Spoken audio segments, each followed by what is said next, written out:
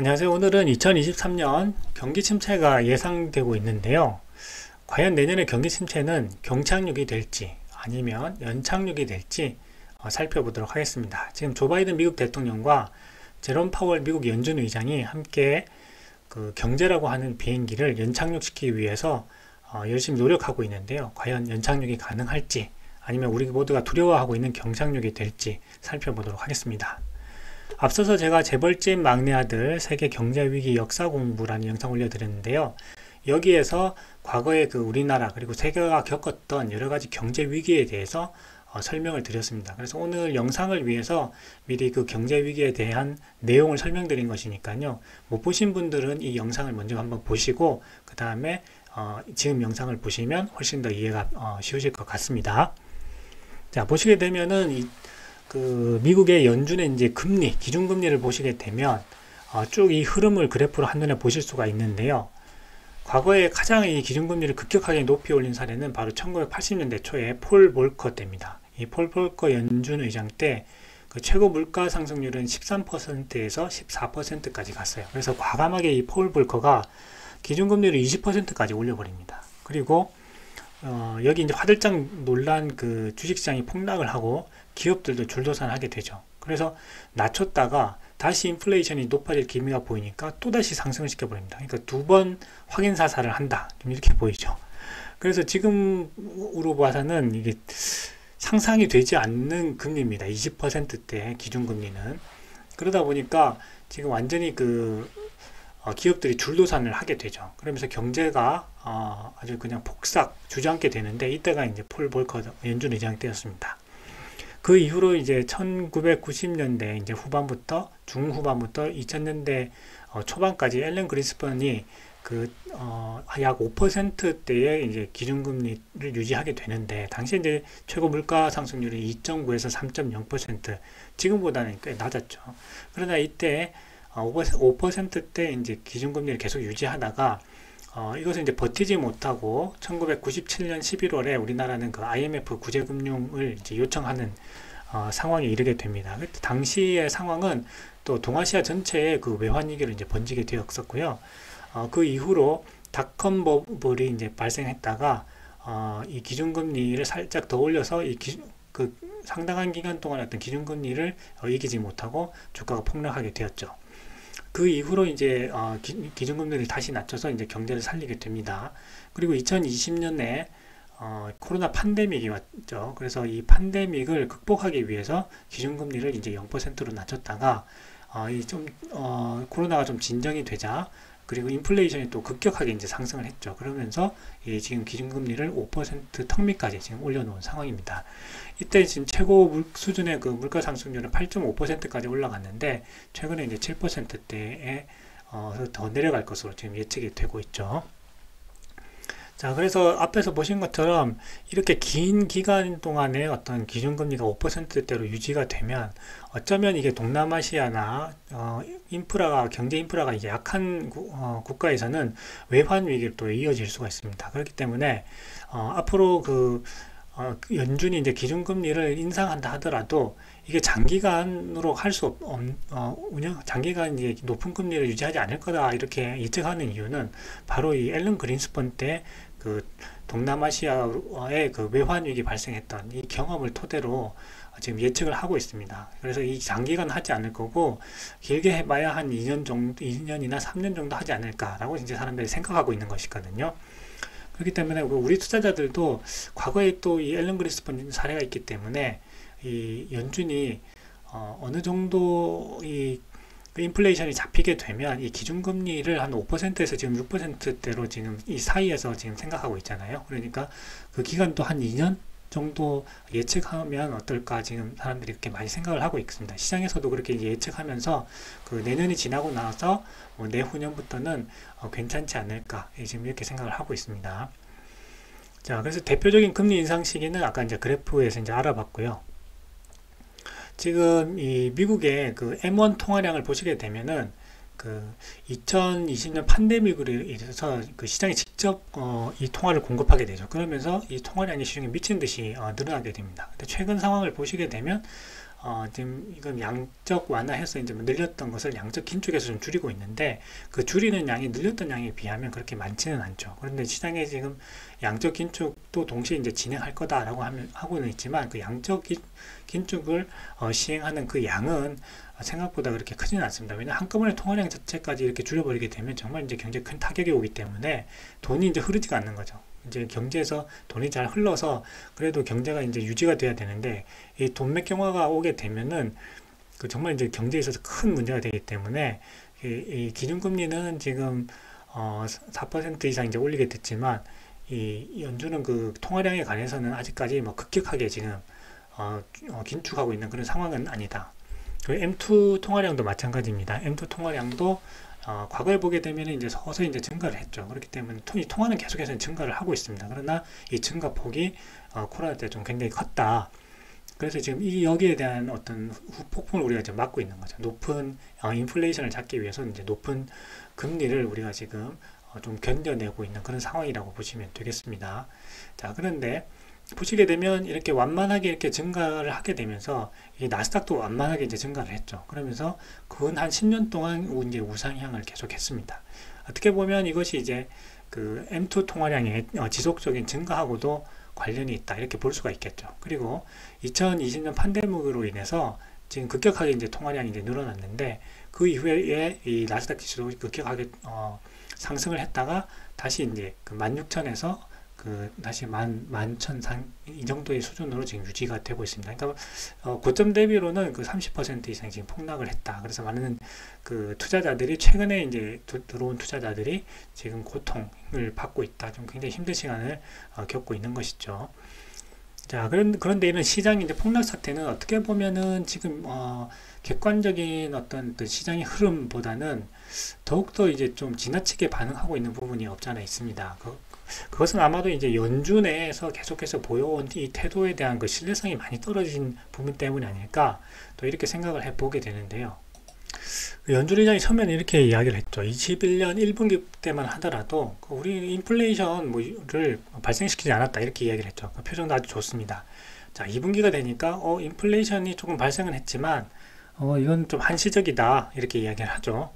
자, 약간 걱정하는 그 표정인데 이제 3분기가 되면 인플레이션이 좀 높지만은 그냥 우리 피크를 좀 찍지 않았을까 싶어 이렇게 이야기를 하죠. 그러면서 손으로 이제 피크 찍었다는 이야기를 모션을 취하는데 이제 4분기가 되니까 또 말을 바꿉니다. 인플레이션이 일시적이 아닐 수도 있겠네. 그런데 우리 그 고용시장은 여전히 이제 아주 강하니까 큰 문제는 될 것 없어 라고 이제 하는데 이제 해가 바뀝니다. 해가 바뀌고 22년 1분기가 되니까 완전히 입장을 바꿔버리게 돼요. 이때 이제 막 폴 볼커가 막 비판을 하고 그러니까 자기가 뭔가 이 폴 볼커의 영향을 받은 것 같기도 하고 그래요. 그러면서 지금 이제 공격적으로 인플레이션을 좀 잡아야 되겠어. 그러나 걱정할 필요는 없어. 왜냐면 소프트 랜딩이 충분히 가능하거든. 연착륙이 가능하거든. 이렇게 이야기를 하죠.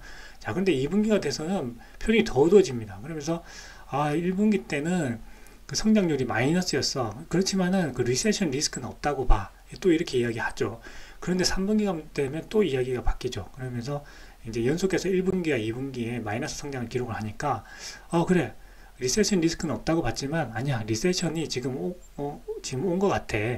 근데 뭐 집을 잃을 정도는 아니야. 또 이렇게 이야기를 했다가 22년 4분기가 되면 뭐 집은 잃지는 않겠지만 집을 잃을 수도 있겠지만 뭐 굶어 죽을 정도는 아니잖아. 뭐 이렇게 이야기를 하는 거 이런 분위기로 계속 이제 흘러오게 되면서 계속해서 이 연준 의장이 말을 바꿔왔죠. 2년 동안. 그러다 보니까 시장이 이제는 더 이상 이제 연준을 좀 신뢰하지 않는 그런 상황이다 보니까 이 주식시장이 더 민감하게 반응하고 계속 이제 말을 바꾸니까 안 되겠다. 일단은 돈을 다 회수해 라고 이제 해서 지금 모든 돈이 투자금이 다 이제 어떻게 보면은 회수되어 있는 상태, 주식시장에서 돈이 다 빠져나간 그런 상태라고 지금 보여집니다. 그러니까 주식시장에서 자금이 많이 빠져나가니까 작은 변동에도 주가가 이제 오히려 이제 변동폭은 더 커지게 되는 그런 어떤 그 모습을 보이게 되는 거거든요. 그런데 이게 이제 주식시장에 자금이 이제 많을 때는 이제 변동이 발생해도 그 변동폭이 작겠죠. 근데 이제 주식시장에서 자금이 많이 빠져나가면 빠져나간 후에 이제 변동이 발생하게 되면 그 변동폭은 또 훨씬 더 커지는 또 이런 효과가 있습니다. 전 연준 부의장이면서 프린스턴 대학교 교수인 그 앨런 블라인더 교수는요, 내년 경기 침체는 그 가벼운 침체, 연착륙이 가능할 것이다. 이렇게 최근에 이야기를 했습니다. 그래서 그 인터뷰 내용을 좀 살펴보려고 합니다. 미국 연준 부의장 출신이자 통화정책 권위자로 알려진 앨런 블라인더 프린스턴대 교수는 글로벌 경기 침체는 완만한 수준에서 그칠 것이다. 이렇게 이야기를 했습니다. 과거와 달리 연준이 경기 침체를 피하기 위해서 노력하고 있고 유가 안정과 공급망 문제가 이제 해소되며 경기 안정에 기여하고 있기 때문이다. 이렇게 이야기를 했죠. 그리고 또 하나는 미국 소비자들의 저축액이 여전히 이제 상당하다. 그래서 경기를 뒷받침할 요소가 된다. 이렇게 이야기를 했습니다. 근데 과거에 이 페드는 연착륙이 불가능한 일이다. 이렇게 생각을 했다고 합니다. 그래서 무조건 이 인플레이션이 높은 인플레이션이 발생했을 때는 무조건 이 기준금리를 올려서 경착륙을 시키는 것만 가능하다 이렇게 생각했는데 현재 그 페드는 생각이 다르다는 거죠. 연착륙이 가능하다고 보고 연착륙을 위해서 노력하고 있다는 겁니다. 그래서 유가가 상당히 빠르게 지금 하락을 하고 있고 그 다음에 공급망 문제도 빠르게 해소가 되고 있다고 합니다. 그래서 배송 비용 증가, 그 다음에 배송 지연 이런 문제들이 해결되고 있기 때문에 그 연착륙이 가능하고 또한 이제 미국 소비자들이 여전히 상당한 저축액을 보유하고 있는 것 이런 것들이 연착륙이 가능한 요소라고 본다 이렇게 이야기를 했습니다. 그리고 이제 경기가 이제 침체가 되더라도 이 GDP가 1% 미만 떨어졌을 때 한 이 정도 수준이 이 교수가 생각하는 그 경기 침체, 그래서 불황이라고 할지라도 경제가 이제 빠르게 회복할 수 있는 그런 상황이다, 그런 수준이다 이렇게 이제 이야기를 했습니다. 그리고 현재 인플레이션이 분명히 이제 하락 추세에 있고요, 상승 추세로 갈 때보다는 훨씬 이제 나은 상황이다. 그리고 중요한 사실은 그 5년 기대 인플레이션율, 그 다음에 10년 기대 인플레이션율 이런 것들이 이제 점점 더 낮아지고 있다는 거죠. 그래서 5년 기대 인플레이션율이 그 7, 8%가 아니라 2, 3%에 가깝기 때문에 이것이 매우 긍정적이고 중요한 사실이다 이렇게 이야기를 했습니다. 그리고 연준의 이런 빠른 금리 인상 그 속도에 대해서는 그 시작이 늦었다면은 빨리 이제 따라잡는 편이 낫다 이렇게 이야기를 했습니다. 그리고 중요한 거는 내년 안에 그 목표 한 2% 인플레이션 수준을 잡기 위해서 빠르게 급하게 노력하는 것보다는 그 목표를 이루기 위해서 그 천천히 가도 좋다는 거 하는 거죠. 그래서 이제 급격하게 이 목표를 찾기 위해서 이 경제라든지 아니면 뭐 주식시장이라든지 이런 데 심각한 영향을 줄 수 있기 때문에 그런 것보다는 천천히 이 목표를 이루기 위해서 가는 게 좋을 것 같다 이렇게 본인의 또 생각을 이야기를 했습니다. 그리고 현재 그 고용시장에 관해서는 좀 의견이 분분하죠. 그래서 가계조사와 기관조사가 지금 이 결과가 좀 다르게 나오고 있어요. 그래서 여기에 대해서는 표본이 다르기 때문에 이 결과가 좀 달라지는 것 같다 지금 이렇게 이야기를 하고 있고 이 경기 침체를 피할 가능성도 있다 이렇게 보고 있는데, 그러나 경기 침체가 오더라도 심각한 수준은 아니라 그 완만한 수준일 것으로 예상한다고 했습니다. 자, 그리고 월스트리트저널에서도 현재 그 미국 주식시장 침체에 대해서는 2008년 금융위기와 이제 다를 것이다 지금 이렇게 분석을 했습니다. 자, 그래서 금융 시스템 붕괴로 이어질 뻔했던 그 당시 위기를 거울 삼아서 그 모기지 시장을 개혁하고 그다음에 대출 건전성을 이제 높이는 방안을 시행을 했었는데 이 방안 때문에 2008년과 같은 위기가 그대로 이제 주택 시장에서 반복될 가능성은 없다 이렇게 지금 판단을 하고 있습니다. 그래서 2008년 이후에 도드-프랭크법을 이제 통과시키게 되는데 이것을 통해서 금융 리스크를 줄이고 상환 능력이 부족한 채무자에게는 그 대출을 허용하지 않는 이런 어떤 조치를 취했다고 하는 거죠. 그래서 신용평가가 우수한 채무자만 이용할 수 있는 보수적인 그 대출로 바뀌었고요. 그 다음에 소득 증명을 요구하지 않았던 대출 상품들은 모두 이제 사라졌다고 합니다. 자, 그리고 이제 특히 코로나 팬데믹으로 인해서 그 유동성이 많이 공급이 됐죠. 그러면서 부동산 가격이 이제 크게 오르면서 이때 이제 매수자들이 이제 그 집을 사기 위해서 서로 이제 경쟁을 하면서 이 다운 페이먼트, 그 대출이 아닌 현금으로 내는 일종의 계약금 비율이 높아졌는데요. 이것이 금융시장에 또 방파제 역할을 할 수 있다. 지금 이렇게 분석을 하고 있습니다. 그래서 2021년에 그 현금 납부 비율이 이제 높아졌고 전체 집값에서 대출 비율이 이제 낮아지는 효과가 생겼다고 합니다. 그래서 2006년에서 2009년 사이에 그 미국의 집값이 28% 급락해서 그 1100만 가구가 집값이 그 대출 원금보다 낮아지는 언더워터 모기지 상태에 빠졌는데 이번에 그렇게 되려고 하면 그 적어도 40에서 45%는 폭락해야 그러한 효과가 발생하기 때문에 상당히 그 대출의 건전성이 높아졌다. 지금 이렇게 이야기하고 있는 거죠. 자, 그렇기 때문에 이미 그 투자 시장을 한번 휩쓸고 간 위기에 대해서는요, 대비가 되어 있다. 지금 이렇게 우리가 알 수가 있습니다. 자, 그렇기 때문에 지금까지 그 우리가 그 앞에 이제 드라마에서 나온 여러 가지 그 한국과 세계가 겪었던 그런 어떤 경제 위기에 대해서도 살펴봤고요. 그 다음에 그 위기를 통해서 그 2023년에 경기 침체, 우리가 걱정하고 있는 경기 침체가 경착륙일지 아니면 연착륙일지에 대해서도 한번 자세히 알아보았습니다. 그래서 그 연착륙이라면 회복 속도가 또 굉장히 빠를 수 있기 때문에 그렇다면 주식시장 회복 속도도 그보다 더 빨라질 수 있지 않겠나 하고 우리가 생각해 볼 수 있죠.